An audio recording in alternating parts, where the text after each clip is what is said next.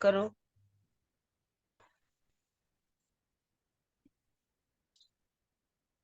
बोलो श्री प्राणनाथ प्यारी की जय। बोलो श्री सतगुरु महाराज की जय। पद्मावती पुरी धाम की जय। सर्व सुंदर साथ की जय। प्रथम लागू दो चरण को, धनिये न छुड़ायो खिन। लाख तली लालेड़िया, मेरे जीव के ही जीवन। इन पांव तले पड़ी रहूं, धनी नजरी खोलो बातन। पलना वालों निरीखूं नेत्रे, मेरे जीव के ही जीवन। मेरे जीव के ही जीवन। बोलो श्री प्राणनाथ प्यारी की जय। बोलो श्री सतगुरु महाराज की जय। हमारे बीच में है राधिका जी, वो अपना वाणी गायन जब भाव रखेंगी तब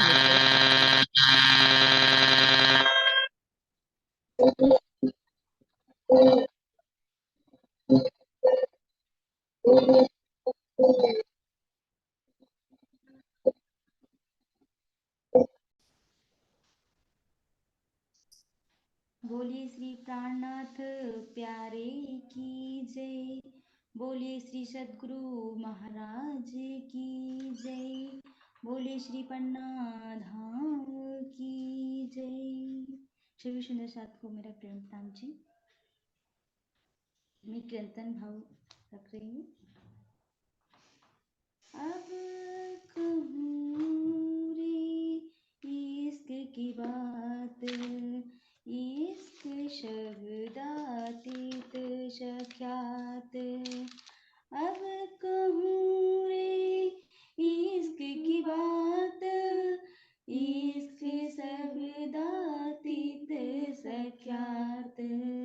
जो कदी आवे मिले शब्द, जो कदी आवे मिले शब्द, तो चौदे तबक करे रद।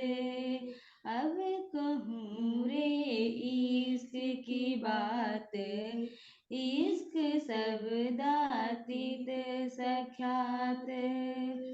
ब्रह्म इश्क एक संग, ब्रह्म इश्क एक संग, सो तो बसत वतन अभंग।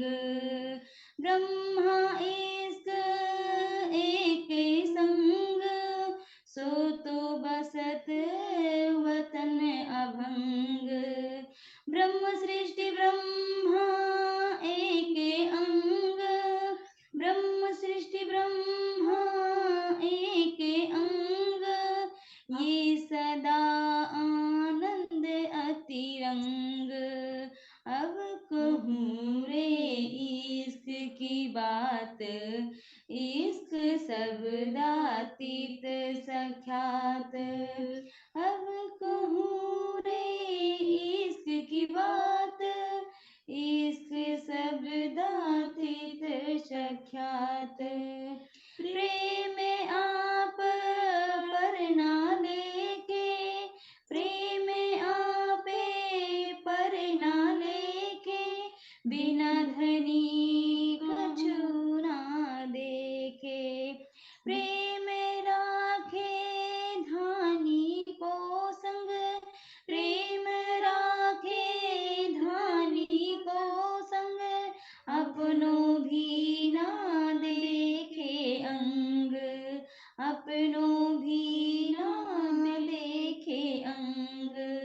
अब कहूँ रे इश्क की बात, इश्क शब्दातीत सख्यात। अब कहूँ रे इश्क की बात, इश्क शब्दातीत सख्यात।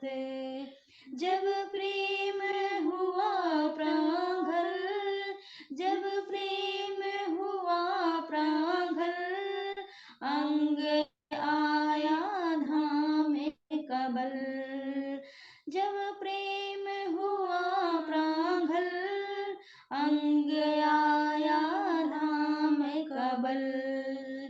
तुम योजिन जानो कोई, बिना सुहागिन प्रेम में न होई, बिना सुहागिन प्रेम न होई। अब कहूँ रे इश्क की बात, इश्क शब्दातीत सख्यात। कहीं महामती प्रेम समान, कहीं महामती प्रेम समान, दूजा जिन कोई न जान। ले उच रंग ते घर आए, ले उच रंग ते घर आए, पिया प्रेम कंठ लगाए। अब कहूँ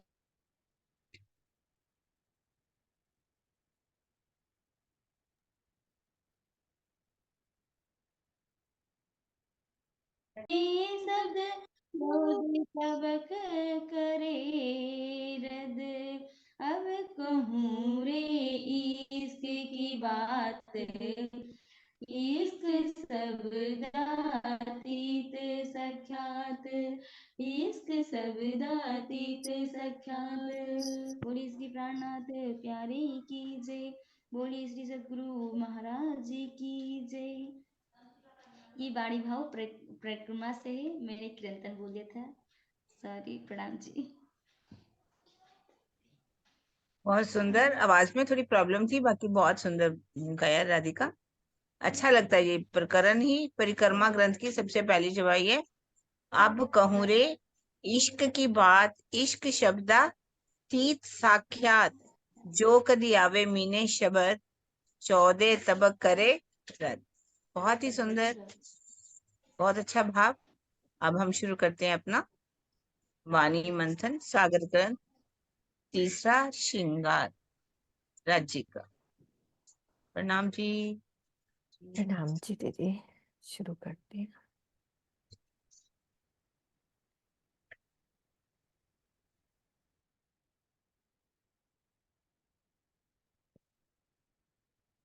प्रणाम जी सुंदर साथ जी। प्रकरण 10 चल रहा है अपना, चौपाई 56। रद बदल भूखन सो, और करे वस्त्रों सो, और अंग लग जाए ना सके, फारग ना होए इनमो, फारग ना होए इनमो। आत्मा जब वस्त्रों और आभूषणों से वार्ता कर रही होती है, ऊपर की चौपाई में कल हमने देखा रूह और वस्त्रों आभूषणों से वार्ता का प्रसंग, एक झांकी भी स्वामी जी ने भावार्थ के रूप में बहुत अच्छी प्रस्तुत की थी। तो आगे कह रहे हैं कि जब आत्मा वस्त्रों और आभूषणों से वार्ता कर रही होती है, उस समय उसकी नजर अन्य किसी अंग पर नहीं जा पाती, क्योंकि इस प्रेम भरी वार्ता से उसे अवकाश ही नहीं मिल पाता।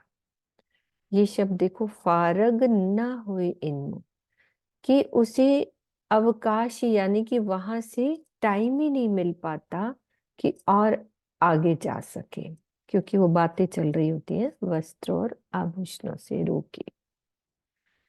ए वस्त्र भूखन हक के, सो सारे ही चेतन, सब जवाब लिया चाहिए, आसिक एही लक्षण। धामधनी के अंगों में सुशोभित होने वाले ये सभी वस्त्र और आभूषण चेतन है। ब्रह्म सृष्टि का यही लक्षण है कि वह धनी का दीदार करे और वस्त्रों एवं आभूषणों से वार्तालाप द्वारा अपने प्रश्नों का उत्तर प्राप्त करे। इस चौपाई से चितवनी की महत्ता प्रतिपादित होती है। सुंदर सात कहलाने की सार्थकता इसी में है कि हम इस कसौटी पर स्वयं को खरा सिद्ध करें।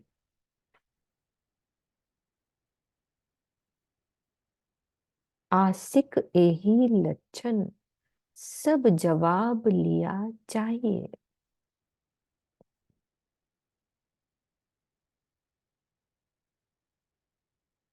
आसिक रो जित अटकी अंग भूखन यावस्तर, यासो लगी गुफ्तगोए में, सो छूटे नहीं क्यों कर। धनी के प्रेम में डूबी रहने वाली आत्मा की दृष्टि जिस किसी अंग, वस्त्र या आभूषण में लग जाती है या अटक जाती है, उसी से बात करने लग जाती है। वह किसी प्रकार से इनसे अलग नहीं हो पाती।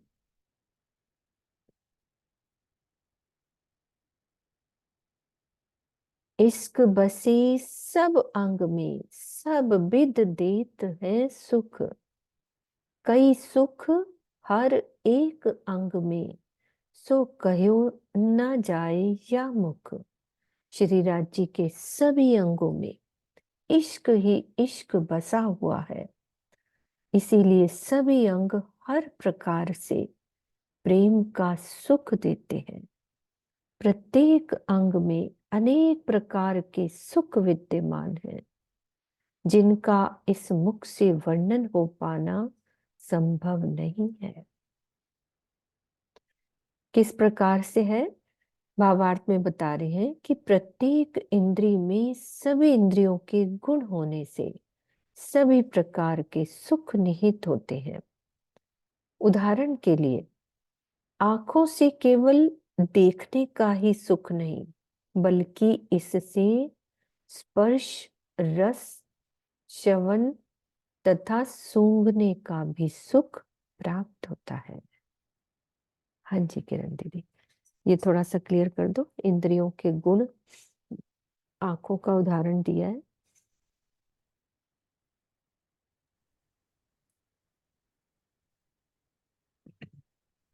यहाँ जो इंद्रियां हैं, पांच इंद्रियां ना, आंख है, कान है, नाक है, जीवा है या त्वचा है, पांच इंद्रियां, ये बाह्य इंद्रियां वैसे। तो इन इंद्रियों से एक आंख देख सकती है, कान सुन सकते हैं, नासिका सुगंधी ले सकती है, जीभा स्वाद ले सकती है, तो त्वचा स्पर्श कर सकती है। लेकिन परम धाम के अंदर एक एक इंद्रिय में पांच पांच इंद्रियों के गुण छिपे हुए हम ले सकते हैं। जैसे कि उदाहरण के लिए पहले भी आ चुका है, जैसे कि एक सांप होता है, सांप की आंख है ना, उसके कान नहीं होते, पर वो आंखों से ही कानों का भी काम लेता है। इसी तरह से ही आंख है, तो आंख देखती भी है, सुनती भी है, बोलती भी है, सुगंधी भी लेती है, स्पर्श भी करती है। हर तरह का सुख जो है एक आंख देती है। ऐसे नासिका का भी, मतलब जैसे जीभा है, जीभा बोलती भी है। जीभा जो है, कोई भी कैसा चाहे वैसे ही उसको सुख मिल जाएगा। कहीं भी फ्रूट फल की इच्छा करेगी तो उसको सुख मिलेगा। उसको ऐसे लगेगा कि मैं हर चीज का स्पर्श भी कर रही हूँ, मैं उससे बात भी कर रही हूँ, सुन भी रही हूँ, सुगंधी भी ले रही हूँ। इस तरह से हर अंग जो है स्पर्श, रस, श्रवण, सूंघने का सुख ले लेते हैं। एक एक इंद्रिय में पांचों पांच इंद्रियों पांच का इंद्रिय। सुख कर, हम्म, इसमें यही बात कही गई। हम्म। प्रेम लिए शोभा गुण सब सुख देत पूरन, या वस्त्र या भूखन, सुख जाहिर या बातन। चाहे वस्त्र हो, चाहे आभूषण, सब में प्रेम और शोभा का गुण छिपा हुआ है। ये हर प्रकार के पूर्ण सुख देते हैं, चाहे वो जाहिरी हो या बातुनी हो। भावार्थ में बता रहे हैं कि आत्मा की आंखों से सौंदर्य को देखना एक जाहिरी सुख है। आत्मा की आंखों से देखना एक जाहिरी सुख है सौंदर्य को, जबकि उस शोभा में डूबकर धनी के दिल से एकाकार हो जाना वो क्या कहलाता है? बातनी सुख। इसी प्रकार वस्त्र और आभूषणों से भी दोनों प्रकार के सुख प्राप्त होते हैं, क्योंकि ये आत्म स्वरूप है। कैसे चित्रा? कुछ उदाहरण देख के बात कर सकते हो? जी प्रणाम जी। हम्म, इसमें ये बता रहे हैं क्योंकि वहां पे जो वस्त्र हैं, जो आभूषण है, वो कोई ऐसे ऊपर से पहना उतारा वाला नहीं है। वहां हर एक चीज रूह जिनस है, तो वो आत्म स्वरूप ही है। तो अब वहां पर है ही सिर्फ प्रेम और शोभा। तो वो बताने की कोशिश कर रहे हैं कि अगर जैसे हम धनी के नैना से वो सुख प्राप्त कर सकते हैं कि हमने बाहरी सौंदर्य देखा तो हमें जाहिरी सुख मिला। आत्म ने, मतलब अगर आत्म के नैना से हमने बाहरी सौंदर्य देखा तो मेरी आत्म को जाहिरी सुख मिला। तो कहते कि इस तरह से अगर हम उनके इतना चितवन में डूब जाएं, इतना अपने आप को भूल कर ऐसी वाली अवस्था में आ जाएं कि हम उनके नैनों से उनके दिल में जा सकें, कि वो हमें बहुत असीम सुख और आनंद प्राप्त हो, तो वो एक बातनी सुख बन जाता है, क्योंकि वो आत्मिक अनुभव है, वो आत्मिक सुख बन जाएगा। फिर बता रहे हैं कि चाहे वहां वस्त्र है, चाहे वहां आभूषण है, कि वो भी उनके अंगों का जैसा सुख है ना, कि जैसे नैना एक उनके अंग का पार्ट लगता है हमें, लेकिन उनके वस्त्र और आभूषण क्योंकि आत्म स्वरूप है, इसलिए वो भी, उनमें भी वही गुण है, वही प्रेम है, वही शोभा है। उनसे भी हमें दोनों तरह के सुख मिल सकते हैं। चाहे हम उनमें डूब के जाहिरी सुख ले लें, जैसे धनी के जामे का कल वर्णन आ रहा था, चाहे हम डूब के उसमें जामे के साथ उसकी सौंदर्य देखें अपनी चितवन में, हमने, हमारी आत्म ने उसका जाहिरी सौंदर्य देखा, बाहरी सौंदर्य। फिर जामे में किस तरह से जामे ने हमारे साथ, चेतन है वहां की एक एक चित्रकारी, एक एक नग जो जड़ा हुआ है। कल जैसे अगर मेरी आत्म ने बताया कि वार्तालाप की, जामे के साथ वार्तालाप की, उसकी चुन्नटों के साथ वार्तालाप की, तो क्योंकि वहां चेतनता है, जो कल हमने सारी झांकी पढ़ी आभूषणों के साथ वार्तालाप की मेरी आत्म की, तो जब आत्म की वार्तालाप होगी, फिर वो जो आत्मिक सुख मिलेगा ना उसको, वो फिर बातिन बातिन बात हो जाएगी। तो बाहरी सौंदर्य जाहिरी और आत्मिक सुख बातनी। तो वो कह रहे हैं वहां एक एक अंग में ऐसे गुण है और एक एक इंद्रिय में हर तरह का गुण है, तो इसलिए बहुत हम्म, मतलब यही समझाने की शायद कोशिश हाँ थी। बिल्कुल, अच्छे से आपने क्लियर कर दिया वस्त्र और आभूषणों का, कि कैसे जाहिरी बाह्य सुख और आंतरिक सुख यानी कि बातनी सुख क्या होता है। ठीक है। सुख इश्क हक जात के तिन से अंग सुखदाई, बाहिर सुख सब अंग में ये सुख जुबान कहो ना जाए। इश्क ही श्री राशामा जी और सखियों का सुख है। सुख इश्क हक जात के, इनके रोम रोम में इश्क भरा है, जिनसे इनके सभी अंग आनंद के स्वरूप है। परम धाम के 25 पक्षों में, परम धाम के 25 पक्ष में जो आनंद दिखाई पड़ रहा है, वह संपूर्ण आनंद इनके अंग अंग में विद्यमान है। वह सुख का वर्णन इस जिह्वा से नहीं किया जा सकता। ये देखो सुंदर सा जी, ये नीचे वाला चरण है ना, सुख इश्क हक जात के तिन से अंग सुखदाय, बाहिर सुख सब अंग में। अब ये बाहिर सुख का क्या मतलब है? कि परम धाम के 25 पक्षों में जो आनंद दिखाई पड़ रहा है वह संपूर्ण आनंद इनके अंग अंग में विद्यमान है।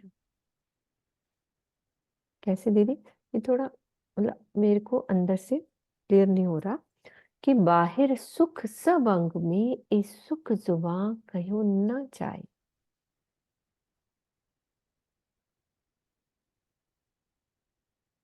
बोलो, कोई भी बोलो।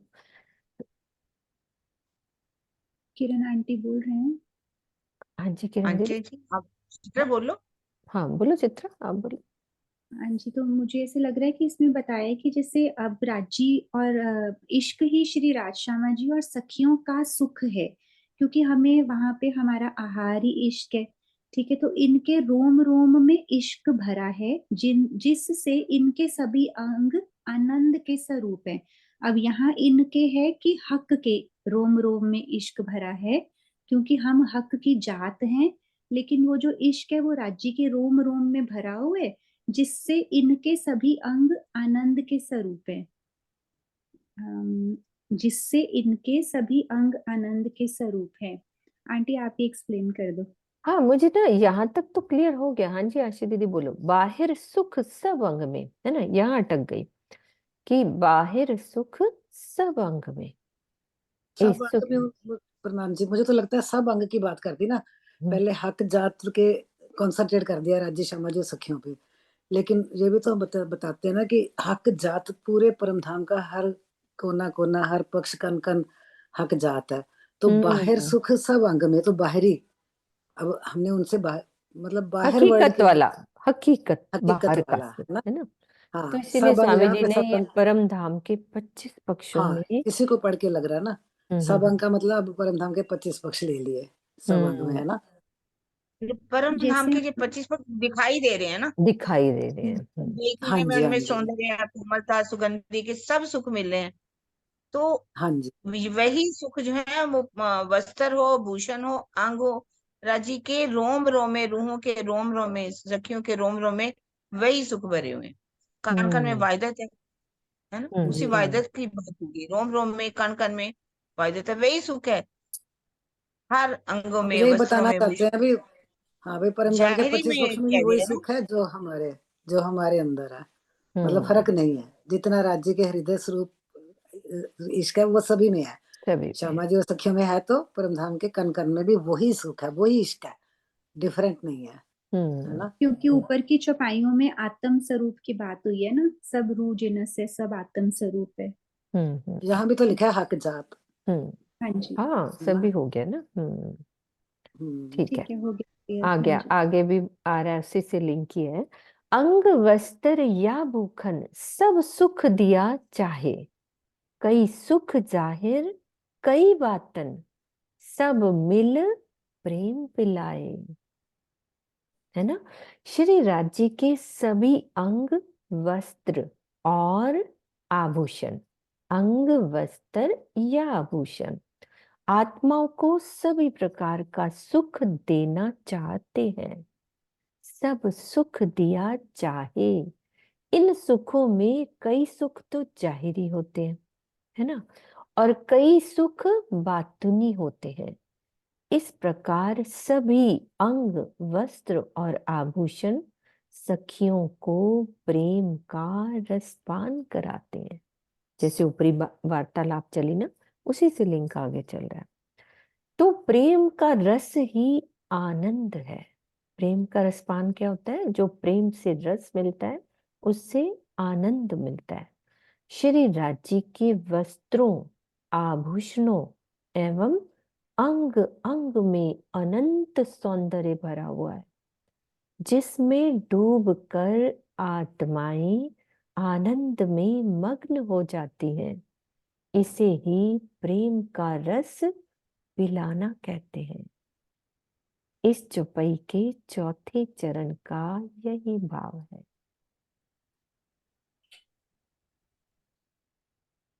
पता नहीं। इसमें इश्क। भी जैसे हाँ बोलो बोलो। मैं कह रही थी इसमें भी एग्जाम्पल से एक बार समझ लेते हैं। मैं किरण आंटी बता देंगे कि सही सोच रही हूँ कि नहीं, कि इसमें भी उन्होंने कहा है ना कि जाहिरी और बातिनी सुख। तो जैसे मानो कि हेड़े के हार, एक्चुअली कल वाली वार्तालाप ही थोड़ी दिमाग में चल रही है कि हेड़े के हार जैसे राज्य का सौंदर्य देखकर अपनी सुंदरता को बहुत अधिक बढ़ा लेते हैं, है ना। तो अगर हम आत्माएं चितवन में बैठ के उनके सौंदर्य को देख रही हैं, तो वो एक हमें सुंदरता वाला जाहिरी सुख मिल रहा है कि हम सिर्फ उनका दर्शन कर रहे हैं। फिर वो हार जब हमसे वार्तालाप करते हैं, तो वो हो गई, फिर हम उस आनंद में मग्न हो जाएंगी, जिसमें डूबकर आत्माएं आनंद में मग्न हो जाएंगी। मतलब कि फिर जिस तरह वो लीला करेंगे, क्योंकि वो भी रूह है, हम भी रूह हैं, आत्म स्वरूप होके जब हम जाएंगे वहां पे उनके सन्मुख हारों के, तो वार्तालाप होगी, तो वो एक तरह से फिर आनंद में मग्न हो जाएंगी ना उनके साथ वार्तालाप करते हुए। तो वो होगा प्रेम का रस पीना। पिलाना। तो वो ये कह रहे हैं कि ये जो है ना, सब सखियों को प्रेम का रसपान कराते हैं, है ना। ये है ना, कई सुख जाहिर कई बातन, सब मिल प्रेम पिलाए, अंग वस्त्र या सब मिल प्रेम पिलाए। ये वाली बात कि सब मिल कर मतलब कि अंग हो, चाहे वस्त्र हो, चाहे भूखन, वो सब मिलके क्या करते हैं, सखियों को प्रेम का रस पिलाते हैं। इनकी बात हो रही है ना, वो पिलाते सब सुख हैं। देना चाहते हैं ना। सब सुख हाँ। देने का मतलब प्रेम पिलाना, प्रेम हम्म। देना। हम्म। कभी प्रेम पिलाना चाहते, सुख देना चाहते। हर किसी के दिल में एक ही इच्छा है कि मैं दूसरों को सुख करूं। कैसे सुख दे सकूं, कैसे प्रेम कर सकूं, एक होड़ लगी रहती है। होड़ है एक तरह से। इससे शिक्षा भी बताओ दीदी, इस चीज से शिक्षा क्या मिलती हाँ, तो हमें भी हर बात में मतलब, अगर जैसे कि दूसरा कोई भी बोल रहा है तो हमें सुख होना चाहिए, अच्छा लगना चाहिए। कि यदि वो बढ़ रहा है आगे, सबको बहुत प्यारा सुना रहा है, तो हमारे को लगे कि मैं ही तो बोल रही हूँ, कोई मैं दूसरा नहीं है। मेरे को सबको ही, हम सबको सोचे कि हम, ये भी एक सुख है। है। दूसरों को बोलते हुए, दूसरों को सुनाते हुए, वो अगर अच्छा सा प्रदर्शन कर रहा है, तो ये हमारा प्रेम है, सुख देना। और तो हम नहीं दे सकते। मान लो मैं कुछ चाहूं, दे तो नहीं सकती। कहते हैं, अगर आप किसी को कुछ नहीं दे सकते, आपके पास पैसा नहीं है, तो किसी ने कहा आपके पास प्यारी सी मुस्कान तो है ना, आप किसकी हम्म। प्रशंसा तो कर सकते हो, प्यारी मुस्कान तो दे सकते हो। जो हमारे पास है, जो किसकी कीमत नहीं है कोई भी। तो हम्म। ये परम धाम में भी, यहाँ पर भी हमारे ऊपर लागू हो रही है कि हम कुछ और नहीं कर सकते, तो उसको आगे बढ़ाएं, खुश हों, सुख दें। प्रेम ही है, और क्या। मुझे तो हाँ, यही लगता बिल्कुल दीदी, ठीक, बिल्कुल ही दिल में आ रहा था। अब क्या कह रहे हैं कि इश्क देवे लेवे इश्क और ऊपर दिखावे इश्क, अरस इश्क जरे जरा, ए जो सूरत इश्क अंग हक। श्री राज जी लीला रूप में अपना इश्क श्यामा जी तथा सखियों को देते हैं। इश्क देवे और उनसे इश्क लेते हैं, लेवे इश्क। अपनी बाह्य लीलाओं से वे इश्क को ही दर्शाते हैं और ऊपर दिखावे इश्क, जो भी बाहर की लीला करते हैं ना, उससे वो इश्क को ही दर्शाते हैं। परम धाम के कण कण में इश्क भरा हुआ है, अरस इश्क जरे जरा। धामधनी के सभी अंगों सहित संपूर्ण स्वरूप में क्या है, इश्क ही इश्क भरा हुआ है। प्रेम लीला में प्रेम का आदान प्रदान अवश्य होता है। इसीलिए श्री राज जी को प्रेम लेने वाला तथा देने वाला कहा गया है। परम धाम की हकीकत में सभी एक दूसरे के आशिक भी हैं और माशूक भी हैं। यही कारण है कि इश्क लेने और देने की लीला सभी के साथ होती है। उदाहरण दे रहे हैं कि नेत्रों के इशारे देना, जल में झील ना करना तथा श्री इंद्रावती जी के मुख में मेवा डालना लीला द्वारा प्रेम को दर्शाना है। इस चौपाई के दूसरे चरण का यही भाव है। और ऊपर दिखावे इश्क, जितनी भी लीलाएं होती हैं, जो अभी हम परम धाम की चर्चनी में फिर लीलाओं का वर्णन करते हैं, जितनी भी लीलाएं हैं उसका भाव यही है, प्रेम को दर्शाना। एक अंग जिन देखा होए सो पल रहे ना देखे बिगर, हुई बेसकी इन स्वरूप की, रू अंग न्यारी रहे क्यों कर।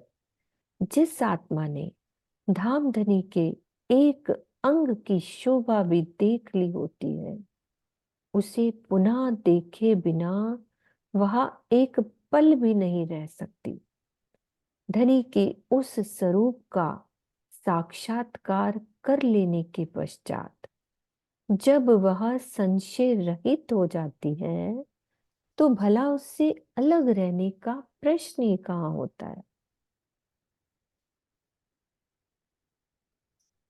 तब अंग दिल में आवते बेशक आवत सूरत। पहले एक अंग की बात हुई, फिर क्या कह रहे हैं कि सब अंग दिल में आवते बेशक आवत सूरत, हाय हाय रू रहत इत क्यों कर, आए बेशक ए निस्बत। जब आत्मा के धाम धनी, जब आत्मा के दिल में धामधनी के सभी अंगों की शोभा बस जाती है, तो निश्चित रूप से मुखार बिंद सहित संपूर्ण स्वरूप दिल में आ जाता है। धामधनी से इस प्रकार का संबंध हो जाने पर, अर्थात हृदय में प्रीतम अक्षरातीत की शोभा के बस जाने पर भी आत्मा हाय हाय इस झूठे संसार में कैसे रह पाती है। ये बहुत ही आश्चर्य की बात है।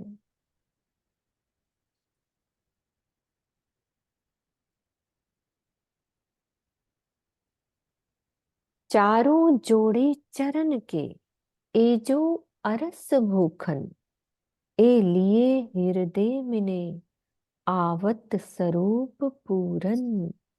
धामधनी के दोनों चरणों में ये चार आभूषण, कौन कौन से? झांझरी, घुंघरी, कांबी और कड़ला विराजमान है। परम धाम के इन आभूषणों सहित दोनों चरण कमलों की शोभा जब दिल में बस जाती है, तो प्रीतम अक्षरातीत का नख से शिख तक का संपूर्ण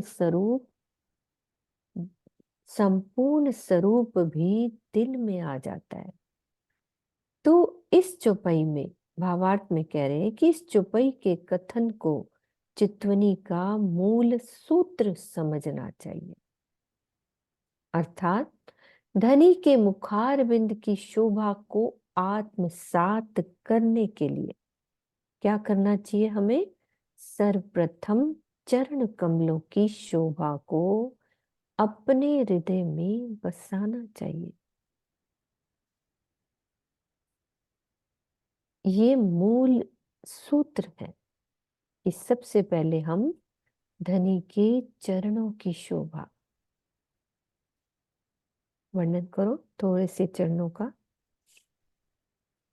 हाँ जी, हम्म, प्रिया जी के चरण कमल का बता रहे हैं कि इतनी सुंदर शोभा है, और हमारे यहाँ जब तक हम यहाँ आए राज्य का दीदार नहीं करते, तो तब तक तो हमारे दिल में धनी के चरण का ही सानिध्य है हमारे को, चाहे हम कैसे भी उसका भाव लें, वाणी के द्वारा लें, धनी का सानिध्य लें, कैसी सोहबत हम सुंदर साथ की है, तो ये सब धनी के चरणों को ही कहते तुम्हें दिल में बसाना है। और फिर इस बात की जब दृढ़ता आ गई तो फिर चितवन से हम कोशिश करें कि हमारी आत्म से हम चरणों की कितनी चौपाइयां पढ़ते हैं कि एक पल के लिए भी ये निमक ना न्यारे हुए। ये जो पिया जी के चरण हमारे दिल में बस गए हैं, हम कहते हैं श्यामा जी के चरण कमल मेरे जीव के जीवन है।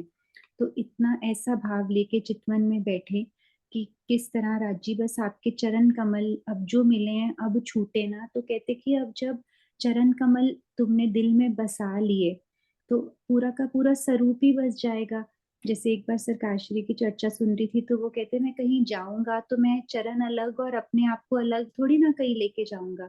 तो जब हमने धनी के चरण कमल भी अपने उनकी झांझरी, घुंघरी, कांबी, कड़ला, जब हमने वो ये सब अंगों की शोभा पे कह रहे हैं, जब एक एक अंग धीरे धीरे हमारे अंदर उनकी शोभा बसती जाएगी तो धीरे धीरे सारे वस्त्राभूषण हर चीज हमारे हृदय में बसती जाएगी कि किस तरह से धनी के वो कोमल नूरी चरणारविंद है जिनसे इतना सुंदर शीतल प्रकाश निकलता है। एक एक नख से कितना नूर है जो आकाश में जाता है और कैसे हमारी आत्म का वही करार है। चरण कमल हमारा इस जीवन के रहते रहते तीर्थ स्थान है। एक चौपाई आती है, मुझे चौपाइयों का भाव याद रहता है कि बस हमें तीर्थ करना है तो उनके चरण कमलों का ही तीर्थ करना है कि कैसे हम उसकी कभी सलूकी देखना चाहते हैं, कभी वो लालिमा देखना चाहते हैं, कभी वो झांझरी के जो घुंघरू लगे हैं वो कैसे हैं, कितना वर्णन हम पढ़ते हैं कि छोटे हैं कि बड़े हैं, कौन से रंगों के आए हैं, घुंघरी में लाल माणिक कैसे जड़ा है, कांबी की पुतलियां हमसे बात करती हैं। तो कह रहे हैं कि ये पूरा का पूरा कड़े का वर्णन कांबी का एक एक शोभा धनी ने अब सागर ग्रंथ में और सिंगार में इतनी खुल के बता दी है कि एक अंग को अगर हम देना चाहें तो कहते आशिक रूस से निकल नहीं पाती। तो हम कैसे धीरे धीरे धनी सिखा रहे हैं कि कैसे मेरे चरण कमल जब तुम्हारे हृदय में विराजमान हो जाएंगे तो अपने आप से ही नेचुरली राज्य की तरफ से पूरा स्वरूप देखने का दिल करेगा कि फिर आत्म को तृप्ति थोड़ी होगी कि चरण कमल देख लिए तो बस, फिर वो पूरा का पूरा स्वरूप देखना चाहेगी। हमारी परमहंसों ने जितनी जितनी भी चितवन करके दिखाई ना, सबसे पहले कैसे कराते थे ना, मूल मिलावे में पहुंची तो मैंने अपना बायां हाथ धनी के एक चरण कमल के नीचे रखा है ना। चितवन का तरीका जो बताया, एक जैसे मूल सूत्र हमें बता दिया। सबसे पहले चरणों की शोभा को हृदय में बसाना चाहिए। वो बाकी चित्रा ने बहुत अच्छा क्लियर कर दिया। हाँ जी नरेश जी, आप बोलो क्या कह रहे। नहीं, प्रणाम जी, उसी में ही ऐड कर रहा हूँ हाँ जी हाँ कि जी। वही जैसे आज दूसरे चरण में लिखा है ना, ए लिए हृदय मिने आवत स्वरूप पूरन, कि जब हम चरणों की तरफ ध्यान करते हैं या चिंतन करते हैं तो जब वो शोभा को अपने दिल में बसाते हैं तो वाणी में भी राजीव महाराज ने साफ लिख दिया कि भाई चरण ही पकड़ने हैं अगर तुम्हें मेरा पूरा स्वरूप चाहिए। जैसे उन्होंने कह दिया ना कि ये मेहर चरण करत जिन ऊपर, ताए हृदय देत पूरन स्वरूप, युगल स्वरूप चित चुबत सुख सुंदर रूपन। अगर तुमने मेरा स्वरूप, अगर हम उनके चरणों को पकड़ते हैं तो तुम्हारा पूरा स्वरूप, चाहे वो हम जब उनके चरणों में देखते हैं तो झांझरी घुंघरी का भी कड़ला की शोभा से अगर हम देखना शुरू करते हैं तो इज़ार भी हमें केसरिया रंग की नजर आएगी आएगी। जब हमें इज़ार नजर आएगी तो क्यों ना हमें उनका जामा भी नजर आएगा, सफेद जामा, उसकी चुनटें भी नजर आएंगी, उनके हेड़े पर जो सुंदर पांच हार हैं वो भी हमें नजर आएंगे, उनके कंठ की जो शोभा है वो भी नजर आएगी, हमें उनके बाजू बंद भी फिर नजर आने लग जाएंगे, फिर हमें उनके मुखार बिंद की सारी शोभा भी नजर आएगी, नासिका सुंदर नजर आएगी, भुहें सुंदर नजर आएगी, भ्रुकुटी सुंदर नजर आएगी, जो नैनों के बांध चलाते हैं जो हम पीछे वर्णन कर रहे थे, वो सारी शोभा वो क्यों नहीं हमारे दिल में बसे। उनका सुंदर निलवट भी आएगा और सुंदर तिलक जो माथे पे शोभा दे रहा है, जो बातें करता है, उसकी करकरी जो बातें करती है तो वो भी हमें नजर आएगी। और फिर उसके ऊपर सुंदर पाक की शोभा भी हमें राज्य दिखाएंगे।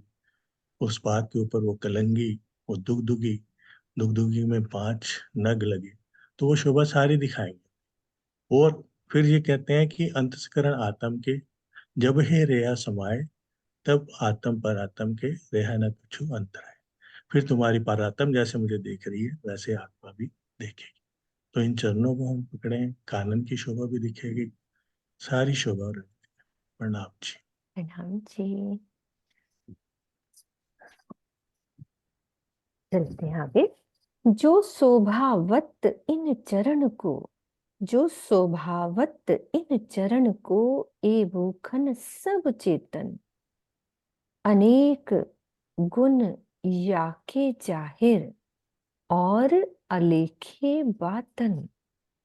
जो आभूषण धनी के चरणों में शोभा देते हैं, वे सभी चेतन हैं। इनमें बाह्य और आंतरिक ऐसे बहुत से गुण हैं जिन्हें इस जिह्वा से व्यक्त नहीं किया जा सकता। नंग नरम ज्योत अतंत और अतंत खुशबोए, ये भूखन चरणों शोभित, बानी चित्त चाही बोलत सोए। चरणों में सुशोभित होने वाले इन आभूषणों के नग कोमल हैं। इनमें अनंत ज्योति और सुगंधि भी भरी हुई है। ये आभूषण दिल की इच्छा अनुसार अति मधुर वाणी भी बोलते हैं। गौर चरण अति शोभित, अब चरणों का वर्णन सारा चल रहा है कि गौर चरण अति शोभित और सिंगार भूखन शोभित, ए अंग संग न्यारे न कभू, ए अंग संग न्यारे न कभू, अति बारीक समझन इत।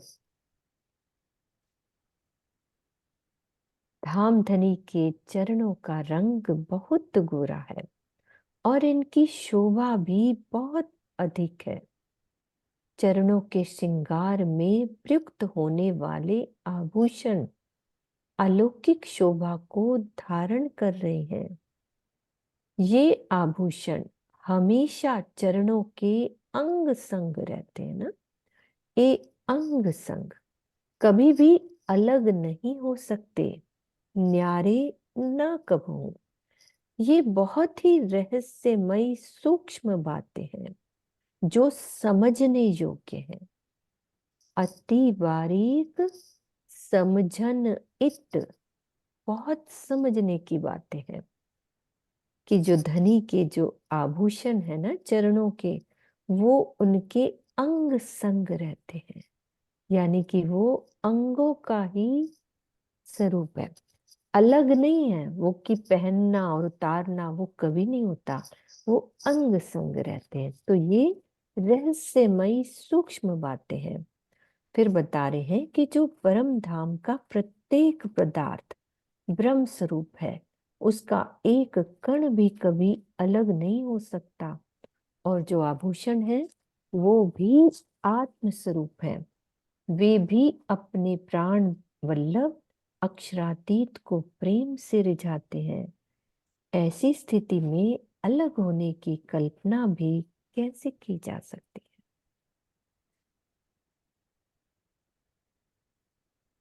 एही ठोर आसिकन की अरस की जो अरवाहें, सो चरण तली छोड़े नहीं, पड़ी रहे तले पाए। परमधाम की ब्रह्म सृष्टियां हमेशा धनी के प्रेम में डूबी रहने वाली है। उनका ठिकाना इन चरणों में ही है। वे इन चरणों की छत्र छाया में ही रहती है और इन चरणों की तलियों की शोभा से एक पल के लिए भी कभी अलग नहीं होती हैं। परमधाम में एक दिली होने से सभी का स्वरूप एक है और सभी एक दूसरे के आशिक हैं। इस खेल में अक्षरातीत की गरिमा और बादशाही को दर्शाया जा रहा है। इसीलिए चरणों में पड़े रहने का भाव इस खेल में ही है।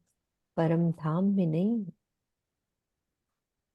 चरणों की शोभा के ध्यान में डूबे रहना और उनके हुक्म में बंधे रहना ही चरणों में पड़े रहना है।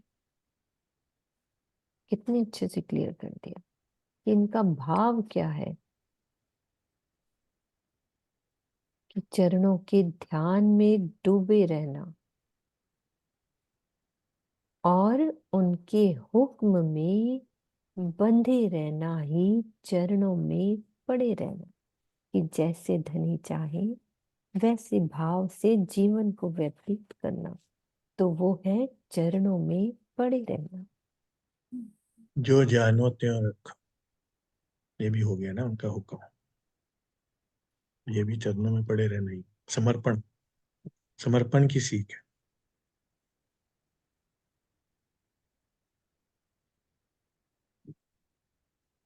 अरस रूहें आशिक इनकी, जिन पायो पूरन दाव, ठौर ना और रूहन की, जाको लगे कलेजे घाव। परमधाम की आत्माएं हमेशा धनी के इन चरणों के प्रेम में डूबी रहने वाली है। इस खेल में धनी को रिझाने के लिए उन्हें ये सुनहरा अवसर प्राप्त हुआ है, ठौर न और रोहन की।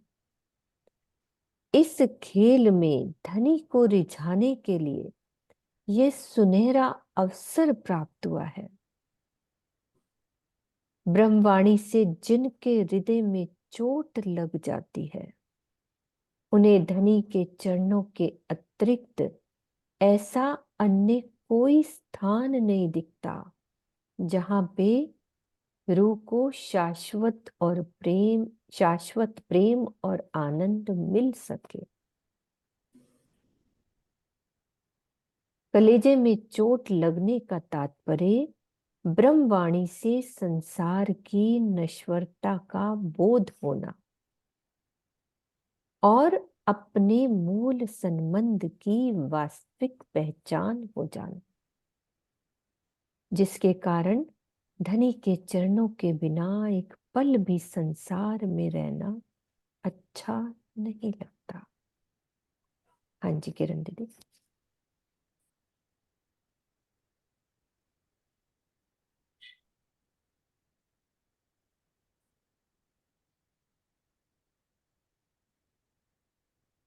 यहाँ इस चौपाई में परम धाम की आत्माओं के लिए एक बात कह रहे हैं कि परम धाम की आत्माओं को क्या करना चाहिए? धनी के प्रेम में हर पल डूबे रहना चाहिए। उनके चरणों में जाने का मतलब, चरणों की तली में रहने का मतलब ये नहीं कि चरणों की तली के नीचे हम चले जाते हैं। उनकी सानिध्यता में जाना, उनके प्रेम में जाना, उनको रिझाना। वो कह रहे ऐसा ना पाओ दाए जिन पाओ पूर्ण दाव। अब जो हमें समय मिला ना, इस समय, ये समय फिर से मिलने वाला हमें नहीं है। अब हमें चाहिए हम समझ जाएं कि ये संसार क्या है। संसार की नश्वरता के बारे में पता चल गया, सगे संबंधियों के बारे में हमें पता चल गया, वो कितना हमें प्यार करते हैं, है ना। हमें किसी रिश्ते से मोह नहीं करना चाहिए, किसी की भी अंदर प्रेम, दुनिया से स्नेह करके उनके पीछे हमें हर पल अपना समाप्त नहीं करना चाहिए। हमें करना क्या चाहिए? हमें हर पल धनी के चरणों की शोभा, चरणों की शोभा का मतलब एक ये नहीं है कि उनके चरणों को देखना, जब तली को देखना, नहीं। चरणों का मतलब यह नख से शिख तक की शोभा को अपने धाम हृदय में बसाना। ऐसा नहीं कहा गया कि हर हम जब भी ध्यान लगाए सिर्फ धनी के चरणों में। उनका हर अंग एक ही है, उसमें कोई फर्क नहीं। भले यदि आपकी नैनों में आप डूब रहे हो तो आप नैनों में डूब जाइए। अगर आपके उनके गालों की शोभा में डूब रहे हो तो उन गालों की शोभा में डूब जाइए। आपको अगर हैड़े में आप डूब जाते हो तो हैड़े में डूब जाइए। क्योंकि जिसको हक के हैड़ा हो, या कोई भी अंग जिसमें वो डूब जाती है ना, उसके बिना उसको अच्छा नहीं लगता। एक बड़ी चीज छुपाई है, जिन देखे हक हैड़ा, क्यों नजर फेरे तरफ और, वाको वाही सूरत बिना आग लगे सब ढो। हमें देखना चाहिए क्या वास्तव में हम, चाहे चरण हो, चाहे उनके गाल हो, चाहे नासिका हो, चाहे नैन हो, कोई भी अंग हो, क्या उसमें हम डूब पा रहे हैं, उनमें हमारा ध्यान लग रहा है, या ध्यान में बैठे अभी भी हम अपना जो दुनिया की तरफ तो नहीं नजर कर रहे। हमारे एक कलेजे में घाव लगना चाहिए, हमारे दिल में प्रेम आना चाहिए। राज्य के एक अंग की शोभा को देखेंगे तो पता चलेगा कि एक अंतर क्या है दोनों में, माया के सुख क्या है और राज्य के सुख क्या है। जब मुझे कल मैं देख रही थी, मैं छोटी सी बात बताती हूँ। दो समुंदर हैं, हम्म। एक है प्रशांत महासागर और हम्म। एक है हिंद महासागर। दोनों का जल कभी भी मिलता नहीं। हम्म। ऐसा नहीं कि प्रशांत सागर की लहरें हिंद महासागर में आ जाए और हिंद महासागर की लहरें प्रशांत महासागर में चली जाए, दोनों अलग रहती हैं। तो हमें भी माया में रहते हुए भी माया से हमें बिल्कुल भी माया से लगाव नहीं होना चाहिए। हमें सारी दुनिया के बारे में, नश्वरता के बारे में पता लग गया, तो राज्य हम्म। के अखंड स्वरूप का पता चल गया, उनके एक अंग अंग में शोभा का पता चल गया, उनके अंग अंग में इश्क कितना भरा हुआ है। इश्क देते भी हैं, इश्क लेते भी हैं। वो तो हमें दे रहे हैं, क्या हम क्या दे रहे हैं उनको? क्या हम भी उनको इश्क दे रहे हैं?